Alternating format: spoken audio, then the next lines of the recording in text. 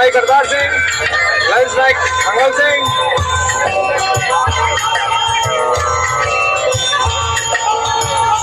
प्रिय धर्मवीर, जब से गए हो तुम्हारा कोई पत्र नहीं आया। नाराज हो क्या? सारी दुनिया रूठ जाए, तुम नहीं रूठना, नहीं तो मैं जिंदगी से रूठ जाऊंगी।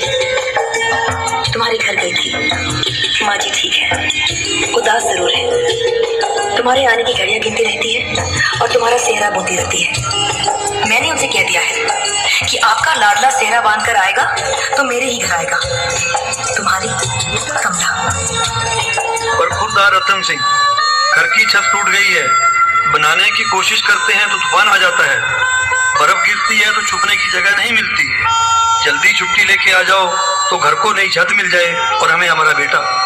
तुम्हारी अम्मा कह रही है कि मरने से पहले तुम्हारी खुशियां जी भर के देखना चाहती हूँ।